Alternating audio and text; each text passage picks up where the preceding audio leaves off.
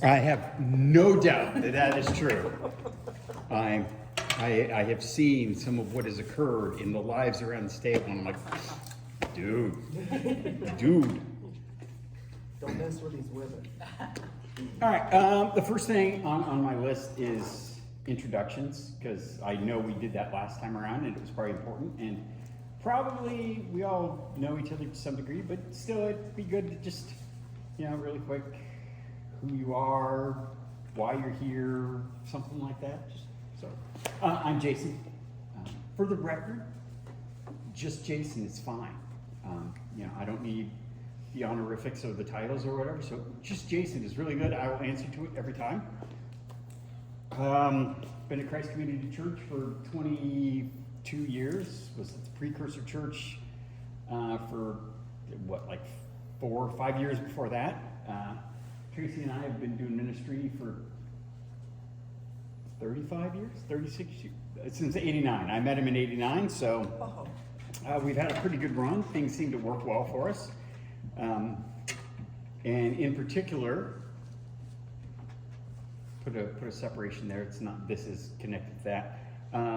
Discipleship has been at the core of my being for 25 years now, ever since a long time ago, 99, 2000-ish, I read a book by Dallas Willard, which, fair notification, Dallas Willard's probably going to come up a lot. I mean, he mentioned this morning, it was not pre-planned.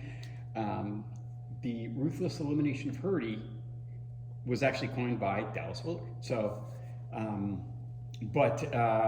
his work, I read a book by him called The Divine Conspiracy, and that was the first time it ever dawned on me that, salvation must include something besides just walking in an aisle saying a prayer and then waiting to die. Nobody in my church for almost 10 years had ever mentioned that, and then I'm like, what are we doing? And so I got it, and it really set in with me, and so we've sort of been banging that drum for years and years and years, and couldn't really seem to get any traction. And then we're in 25, 24, early 23, we started thinking about this sort of thing, and all of a sudden people are just like, yes! And so I'm like, let's go. And I think the first group had a really good run. I still get really positive feedback from the mentees in that first group. Nancy was just telling me this morning that the discipleship journey has made a foundational impact on her life, and I was like, cool, go tell some other people, because I know, so go tell somebody that doesn't know. So I'm glad you're all here, and I don't know what this is going to look like.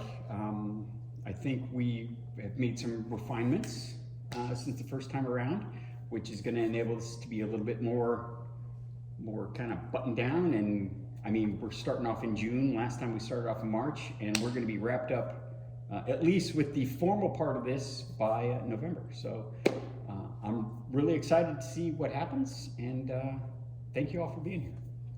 And that was way more you don't need to do that much introduction. So I'm going to start here, and then we'll go clockwise. I don't want to hit Jessica first off, so you lead us into it. Warm us up. Sure. All right, I'm Debbie Strumpler. I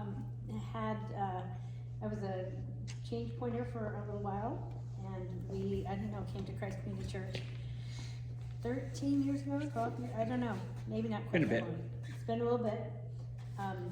Love being here at this church. I would say the teaching is what definitely keeps us here, but this has been a great community to be in, and I've really enjoyed that. It's been a little while since I've been in a structured study, and so I'm excited and also a little bit nervous about that, just because commitment to, getting her done is a little bit sketchy in my life right now, but I knew if this was a good thing for me to be doing, that there was going to be a way to make it happen. So not really that concerned about that at all. Okay, that's good enough. Yeah, I'm good. We'll do that. I'm Jessica Cerruti. My voice is kind of shot right now, sorry. I was not raised in a very religious household all growing up, but I attended a few churches here and there, but I've never found one that felt like home until now. And I love it here. And I just want to continue my journey and learn more and lead that kind of life. So that's where I'm at. Vicki Sargent, and in '93, I started going to the church on Raspberry Road, which became AQLC and something else at some point, I think, which ended up here. Yes. I went to other churches before that even, but anyway, and I was involved with this thing last time, and I'm staying involved with the person that I was assigned to, because we like each other, and we're gonna keep hanging out and That's cool. talking about God and reading the Bible and stuff.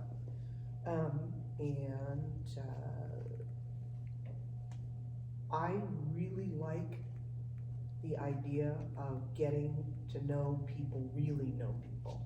Not just, oh, you're Debbie and you're Jessica, I remember. And, you know, it's just like, I wanna know people, so I like it.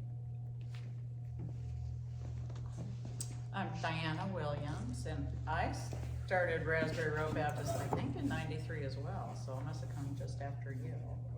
So, Real close to this. yeah, right I think. after Sam, my son, was born. Okay. Yeah.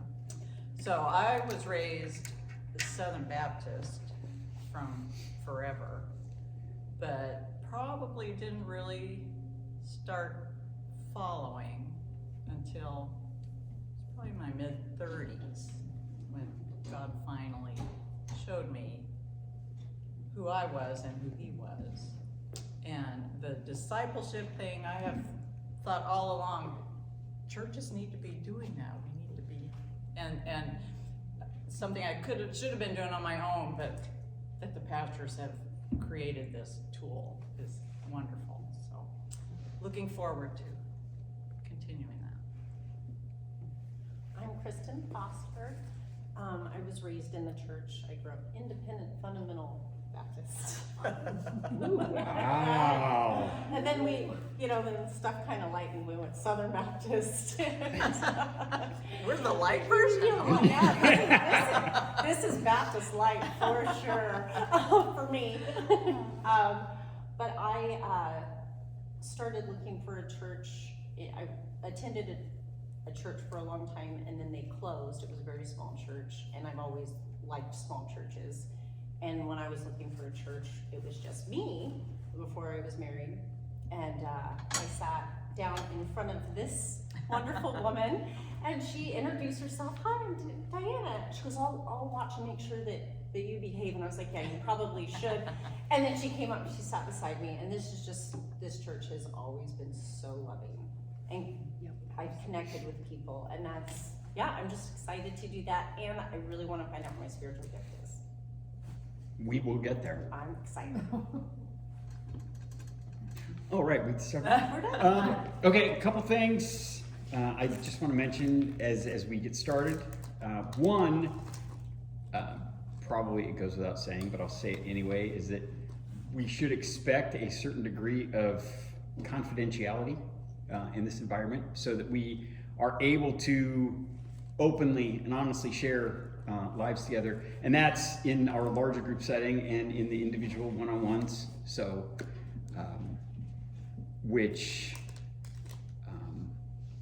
I'm recording right now. We have additional members.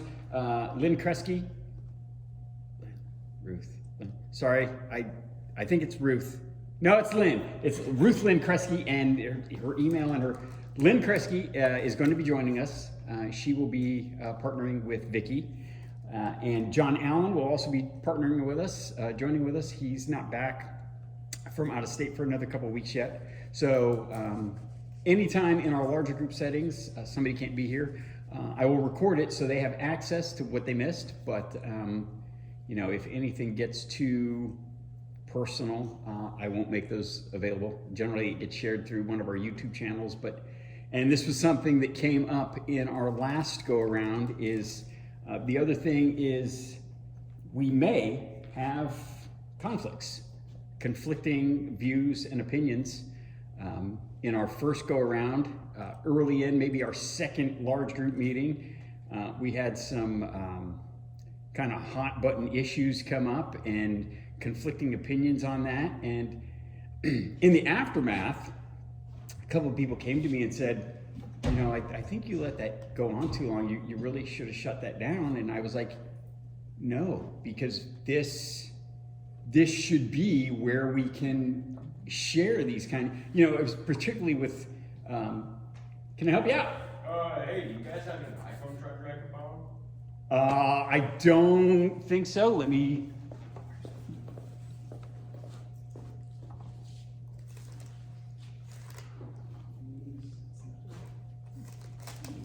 Right back to you, ladies. Just a second. Hey, no, don't Should we forget. pause it? Just responsible.